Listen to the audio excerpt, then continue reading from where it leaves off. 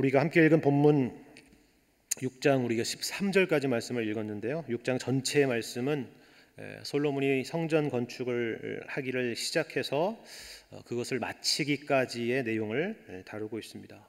우리가 솔로몬 하면 제일 먼저 떠오르는 이미지는 지혜일 것이고, 또 그 다음은 그가 수많은 건축물들을 지었다, 특별히 그가 성전 건축을 했다 하는 그런 내용일 것입니다. 성전 하면은 제일 먼저 우리가 솔로몬 성전, 그 다음에 바벨론의 포로에서 돌아와서는 스룹바벨 성전, 그리고 그 이후에는 우리가 헤롯 성전, 이렇게 알려진 그 이름 중에서 솔로몬 성전, 첫 번째 성전을 말하는 것입니다. 이처럼 이 열왕기 말씀에서도 지혜에 대한, 솔로몬의 지혜에 대한 이야기에 이어서 성전 건축에 대한 이야기를 5장부터 8장에 걸쳐서 다루고 있다는 것을 우리가 확인해 볼 수가 있습니다. 5장은 이 건축을 준비하는 과정을 다루고 있고, 오늘 읽은 이 6장은 실제로 성전을 건축한 일에 대해서, 그리고 7장은 성전 기구들에 대한 그런 설명이 등장하고요. 마지막 8장은 이 성전을 봉헌하는 성전 봉헌식에 대한 내용을 다루고 있습니다. 그러나 열왕기 전체를 보자면 이 성전, 솔로몬의 성전 건축이 이 4장에 국한된 것이 아니라 사실 성전이 담고 있는 그 의미에 대해서 이 열왕기에 전체적으로 굉장히 중요하게 다루고 있다는 것을 여러분이 확인할 수가 있습니다. 예를 들면 예루살렘의 멸망을 다루는 이 열왕기의 제일 마지막 장인 열왕기하 25장의 말씀에는 이 성전이 파괴된 것과 더불어서 여기 나와 있는 성전의 기물들을 바벨론의 군사들이 탈취해 간 것에 대해서 상당히 구체적으로 그런 내용들을 기록하고 있는 것과 같습니다.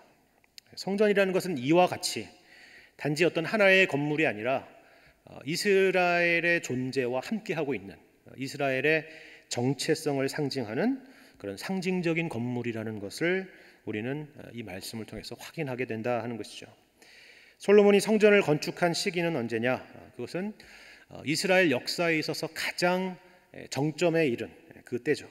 최고의 전성기에 이루어진 일이라는 것을 열왕기의 말씀은 강조하고 있습니다. 흐름상으로도 이 솔로몬의 지혜와 그리고 부귀영화에 이어서 이 말씀이 등장하고 있다는 것을 우리는 흐름상으로 주목해 볼 필요가 있습니다. 우리 한 2장 앞에 넘겨보면, 한 장 앞으로 더 넘겨보면 우리 열왕기상 5장의 말씀을 보면 이런 내용을 담고 있죠. 열왕기상 5장 2절 말씀부터 제가 한번 읽어보겠습니다.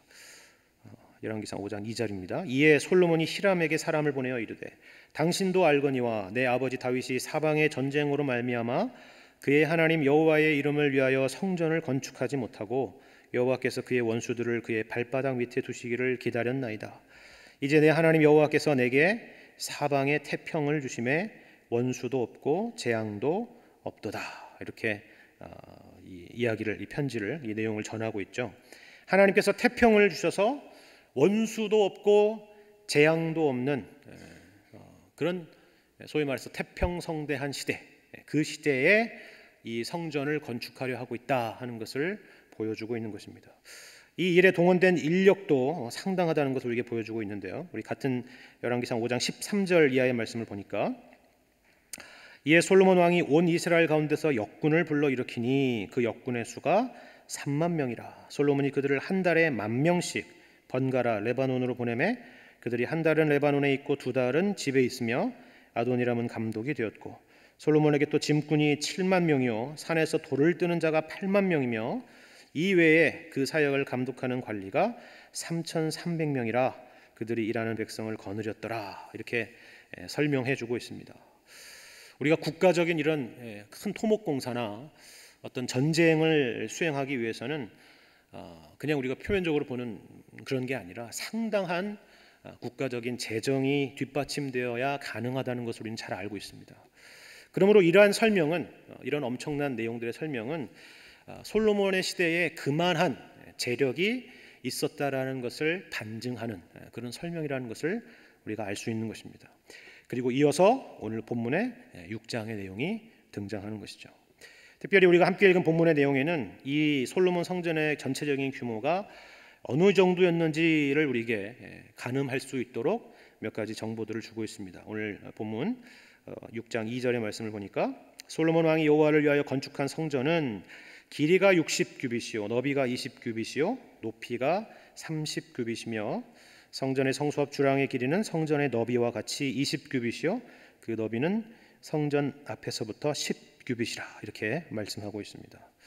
우리 일단 규빗 이런 거 나오면 일단 넘어가죠, 그죠? 감이 안 잡히고 잘 모르기 때문에 그렇습니다. 이 규빗이라는 단위가 우리에게는 익숙하지가 않기 때문에 감을 잡기 쉽지 않겠지만 가장 이걸 참 시각적으로 잘 설명한 어떤 주석가에 따르면 쉽게 말해서 대략 한 250명 정도가 들어가는 예배당 그 정도의 사이즈 정도인데 폭은 그것보다 조금 좁고 높이는 좀 더 높은 그 정도의 규모를 생각하면 될 것이라 하는 것입니다. 여러분 감이 잡히나요? 쉽게 말해서 저희 지금 본당보다도 훨씬 작다는 얘기예요. 작은 규모입니다. 그래봤자 그렇죠. 당시에나 말씀드린 것처럼 지금에나 사실은 그렇게 크고 화려하고 대단한 건축물은 아니라 생각이 되죠. 세계 7대 불가사의 중에 하나인 피라미드를 생각했을 때 얼마나 참 보잘것없는 작은 것입니까? 또 그 중에 하나인 이 아데미 신전이라는 것을 우리가 설명하는 것을 들어봤을 때 그런 당시 고대 근동의 신전들에 비하자면 이 하나님의 성전이라는 것이 분명히 그 규모 면에 있어서는 보잘것없었을 것이라 우리가 생각이 됩니다. 그러나 본문의 초점은 여호와의 성전은 이처럼 소박하고 작은 그런 곳이다라고 말하는 데 초점이 있지 않고 도리어 웅장하고 화려하고 아름답다는 것에 초점이 있다는 것을 여러분이 주목해 보셔야 됩니다. 물론 세계 다른 나라 이런 걸 비교하면 그렇겠지만 당시에 이 예루살렘이라는 지역으로 한정해서 보자면 여러분이 쉽게 상상이 될 것입니다. 당시에 이 솔로몬의 성전만큼 도시와 국가 전체에 눈에 띄는 건물은 없었을 것입니다. 그리고 특별히 여기 등장하는 성전의 규모는 과거 모세 시대에 만들었던 성막의 거의 2배의 크기라는 것을 보여주는 그러한 수치들입니다. 기술적으로도 상당한 기술력이 동원됐다는 것을 우리가 알 수가 있습니다. 뭘 보면 알 수 있냐면 우리가 읽은 7절 말씀을 보면 이 성전은 건축할 때에 돌을 그 뜨는 곳에서 다듬고 가져다가 건축하였으므로 건축하는 동안에 성전 속에서는 방망이나 도끼나 모든 철 연장 소리가 들리지 아니했다 하는 것입니다.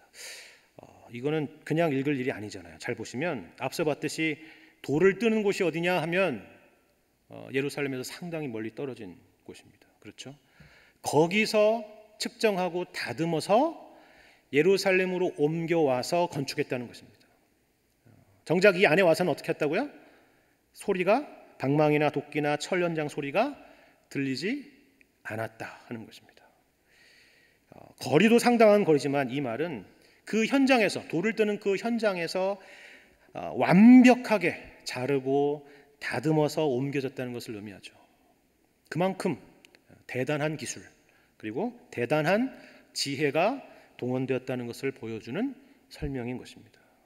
오늘 본문 이후에는 이 성전 내부에 대한 묘사가 등장하는데 여기에는 주로 정교함과 그리고 화려함에 대한 그 내용들을 묘사해주고 있습니다. 예를 들면 우리 19절 말씀, 우리 6장 19절 말씀을 보면 이렇게 말씀합니다. 여호와의 언약궤를 두기 위하여 성전 안에 내소를 마련하였는데 그 내소의 안은 길이가 20규빗이요 너비가 20규빗이요 높이가 20규빗이라 정금으로 입혔고 백향목 제단에도 입혔더라. 솔로몬이 정금으로 외소 안에 입히고 내소 앞에 금사슬로 건너지르고 내소를 금으로 입히고 온 성전을 금으로 입히기를 마치고 내소에 속한 제단의 전부를 금으로 입혔더라. 제가 계속 뭘 강조하는지 아시겠죠? 이 짧은 이 구절에 이 세 개의 구절에 금이라고 표현된 것만 찾아봐도 무려 6번이나 등장하고 있습니다.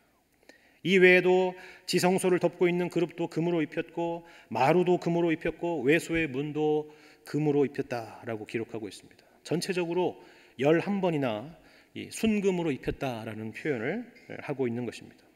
하나님의 영광을 이와 같이 표현한 것이라 우리가 생각해 볼 수가 있습니다.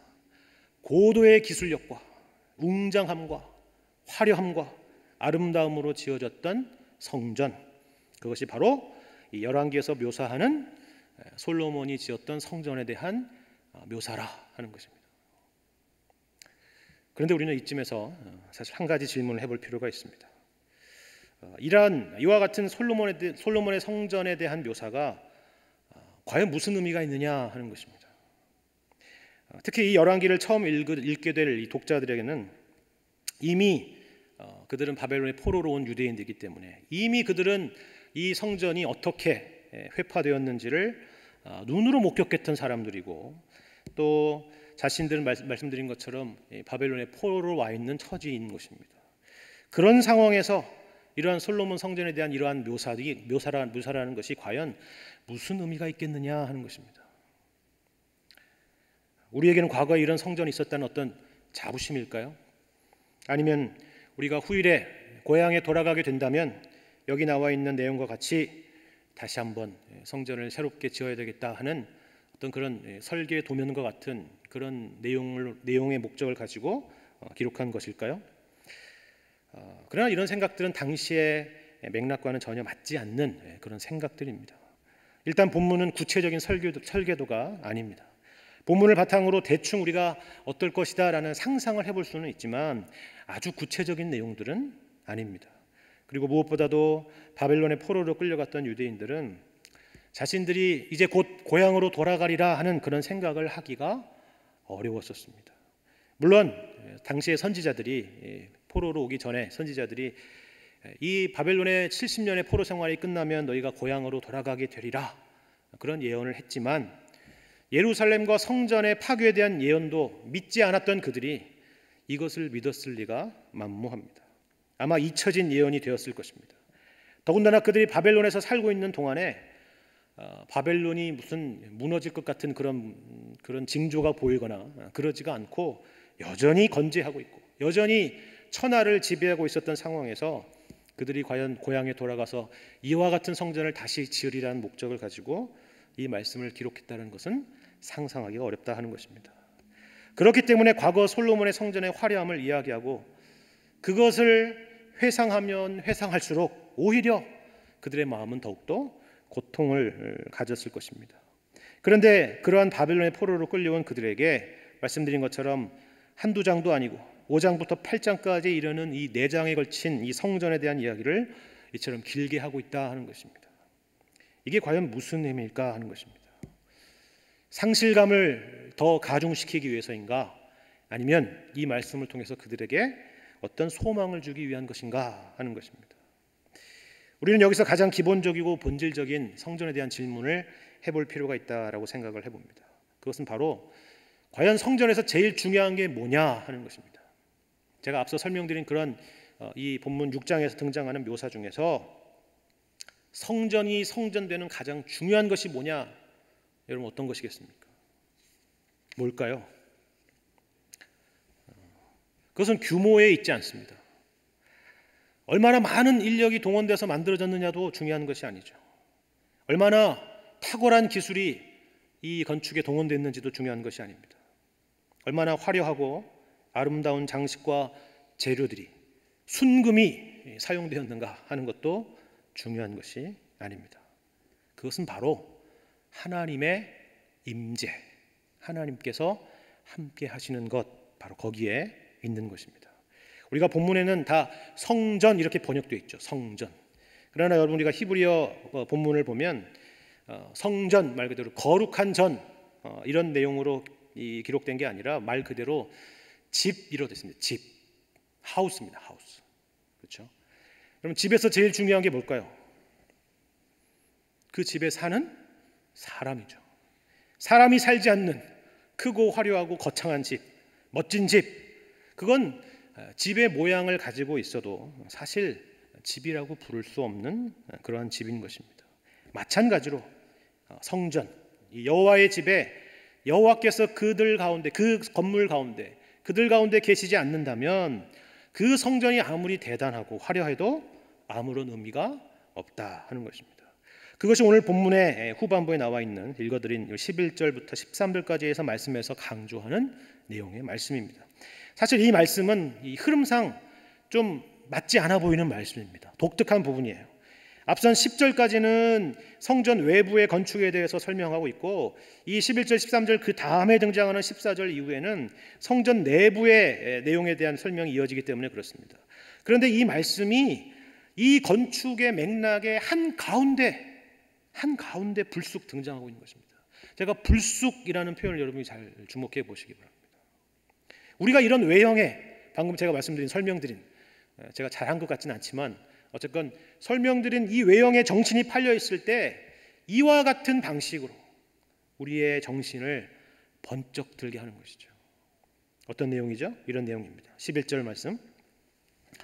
여호와의 말씀이 솔로몬에게 임하여 이르시되 내가 지금 이 성전을 건축하니 내가 만일 내 법도를 따르며 내 율례를 행하며 내 모든 계명을 지켜 그대로 행하면 내가 내 아버지 다윗에게 한 말을 내게 확실히 이룰 것이요 내가 또한 이스라엘 자손 가운데 거하며 내 백성 이스라엘을 버리지 아니하리라 하셨더라 하는 말씀입니다. 여러분 13절에 특별히 내가 이스라엘 자손 가운데 거하며 할 때 이 거한다라는 말씀이 보이십니까? 앞서 말씀드린 것처럼 성전에서 제일 중요한 게 뭐라고요? 하나님이 거하시는 것이죠. 하나님의 임재, 하나님의 거함, 하나님의 함께 하심입니다. 그러나 그것은 물리적인 성전 건축으로 자동적으로 이루어지는 일이 아니라고 말씀하는 것입니다. 하나님께서 성전 건축에 대한 구체적인 지침을 설계 도면을 다윗에게 주어서 그 지침과 설계대로 솔로몬이 건축하고 있는 것이긴 하지만 그 설계대로 빈틈없이 건축한다고 해서 내가 이 성전과 이스라엘 백성 가운데 거하지는 아니하리라 하는 말씀인 것입니다.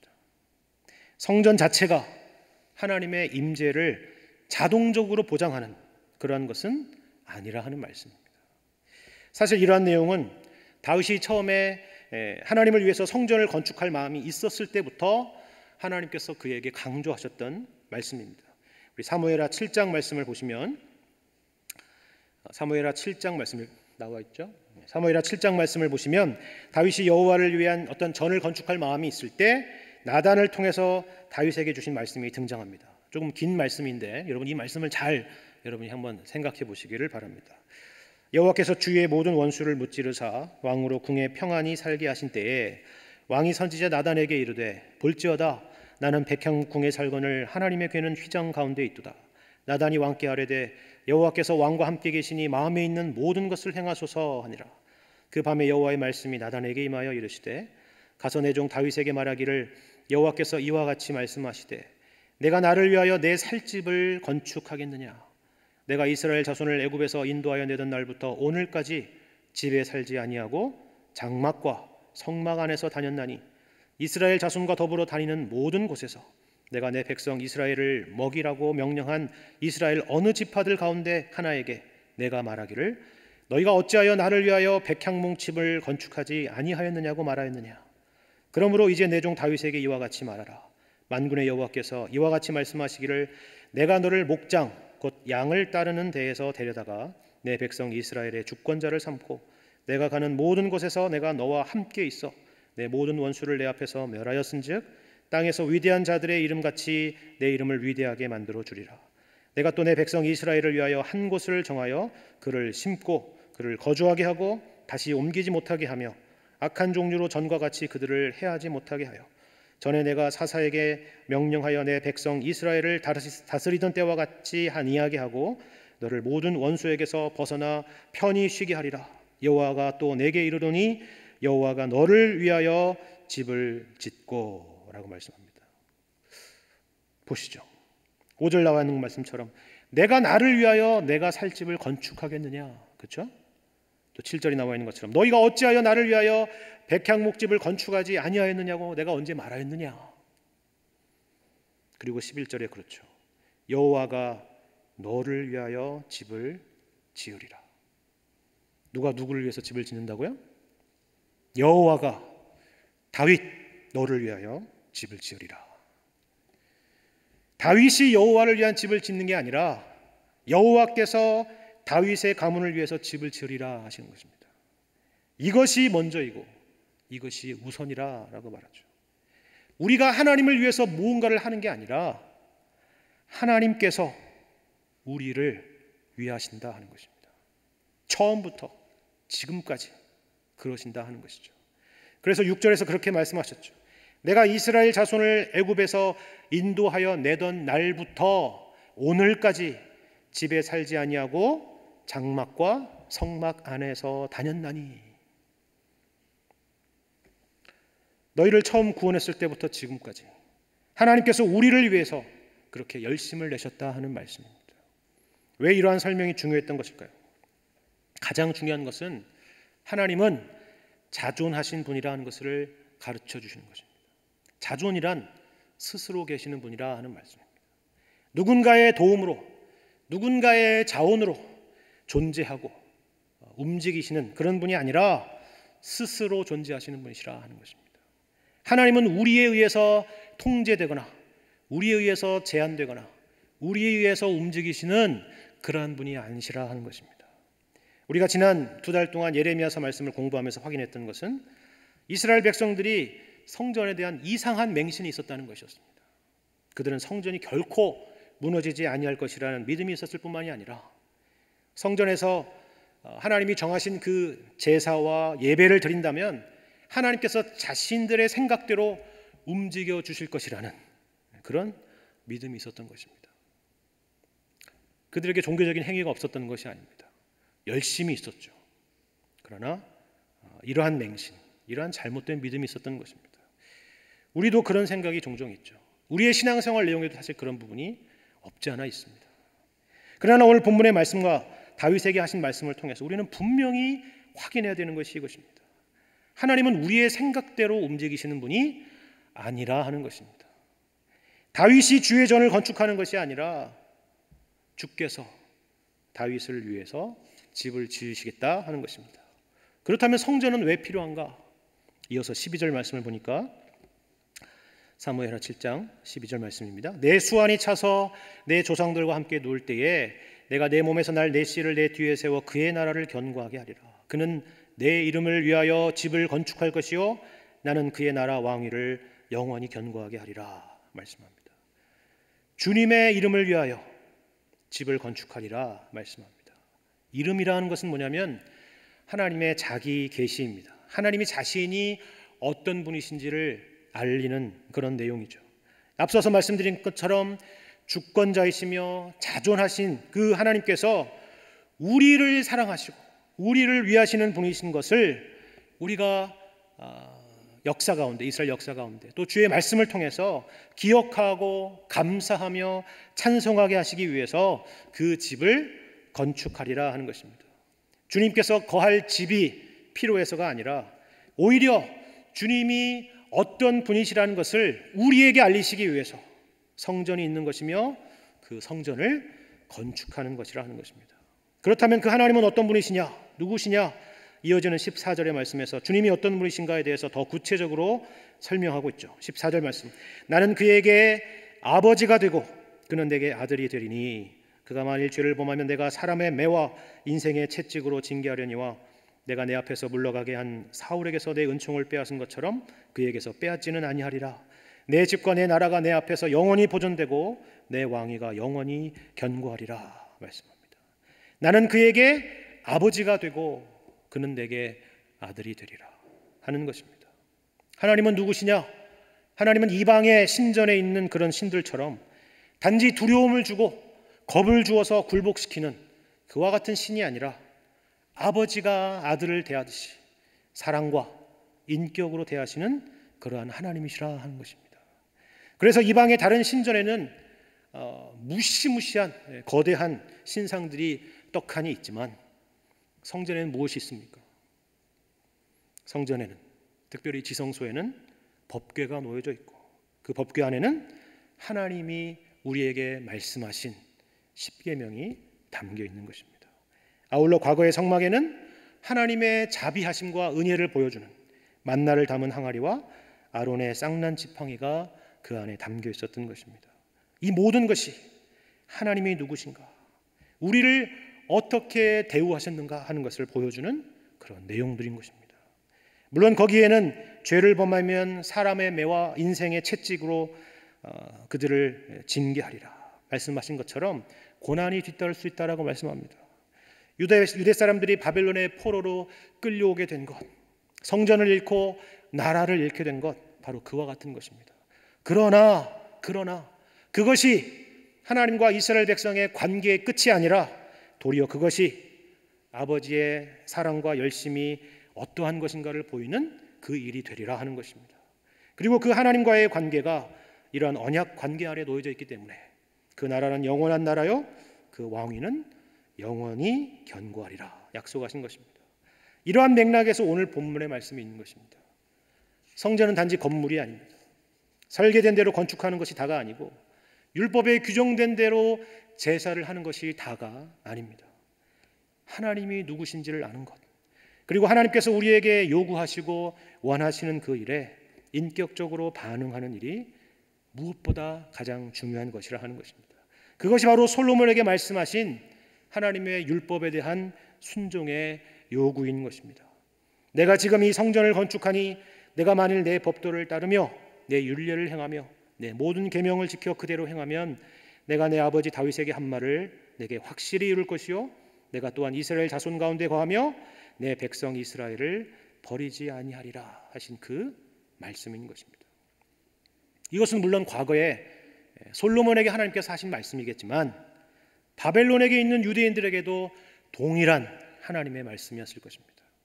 성전이라는 건물은 이미 무너지고 사라져버리고 없어졌지만 우리가 이곳에서, 이 바벨론 땅에서 하나님이 누구신지를 알고 주님의 말씀에 귀를 기울이고 순종하며 살아간다면 우리에게는 여전히 소망이 있다. 하나님은 우리 가운데 여전히 거하실 것이고 우리를 버리지 않으실 것이다 하는 것입니다. 하나님은 언제나 이스라엘 가운데 그러한 존재로 계셨고 앞으로도 그러시리라 하는 것입니다.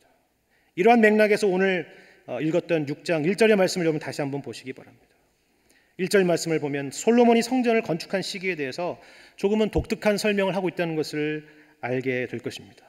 그저 솔로몬이 언제 이 성전을 건축했다는 그런 시간적인 정보를 주지 않고 그런 것만 주는 것이 아니라 이런 말씀을 하죠. 그때가 언제냐 하면 이스라엘 자손이 애굽 땅에서 나온 지가 480년이 되었던 시기라 하는 것입니다. 이스라엘이 애굽에서 종살이한 시간이 그런 기간이 몇 년이었죠? 400년 혹은 430년이라고 합니다. 그렇죠? 그런데 그들이 그 이후에 480년이 되어서 성전을 건축했다 하는 것입니다. 430년이든 480년이든 이것은 사실 굉장히 긴 시간이죠. 굉장히 긴 시간입니다. 조선 왕조와 같은 기간이죠. 480년. 그러나 이 480년이든 480년이든 이것을 이 말씀을 통해서 우리에게 보여주는 것은 하나님은 결코 잊지 않으셨다 하는 것입니다. 하나님은 결코 망각하지 않으셨다 하는 것입니다. 하나님께서 430년 전에 아브라함에게 약속하신 것, 하나님께서 480년 전에 모세에게 약속하신 것, 신실하게 그 약속을 지키셨다 하는 것입니다. 이처럼 하나님은 언제나 변하지 않으시는 분이십니다. 약속대로 이스라엘 백성들을 430년이 지나서 출애굽시켜서 성막을 짓도록 하셨고 약속대로 가나안 땅에 정착해서 성전을 건축하도록 하셨습니다. 그리고 무엇보다도 약속대로 지금부터 2000년 전에 성전 되신 독생자 예수 그리스도를 우리 가운데 보내주셨습니다. 성전은 이처럼 단지 건물이 중요한 것이 아니라 구원 역사 가운데 실패한 이스라엘 백성 가운데 죄악된 우리 가운데 보여주시고 나타내 주신 그 하나님이 어떤 분이신지를 알고 그 하나님의 이름에 합당한 경배와 찬송과 감사와 순종의 삶으로 반응하는 것이 중요하다 하는 것입니다. 우리가 신앙 안에서 잃어버렸다라고 생각하는 것, 그래서 우리가 그 잃어버린 것을 다시 세우려고 하는 것이 무엇인가를 여러분이 한번 곰곰이 생각해 보시기 바랍니다. 만일 그것이 우리를 구원하신 하나님, 우리의 아버지 되시는 하나님, 우리의 인생을 인도하시는 그 하나님이 아니라 본질은 다 빠져있는 솔로몬의 성전의 외형과 같은 것뿐이라면 우리는 회개해야 할 것입니다. 물론 형식은 필요하죠. 그러나 그것이 전부라면 곤란할 것입니다. 본질로 우리가 돌아가야 됩니다. 그래서 우리 주님이 누구이신지를 아는 그러한 삶, 그 이름에 합당한 영광과 찬송과 감사를 돌리며 살아가는 삶, 주님을 사랑하고 순종하는 삶, 날마다 살아계신 주님을 모시고 살아가는 그런 삶을 살아가시는 복된 인생들이 다 되시기를 주님의 이름으로 간절히 축원합니다. 함께 기도하겠습니다.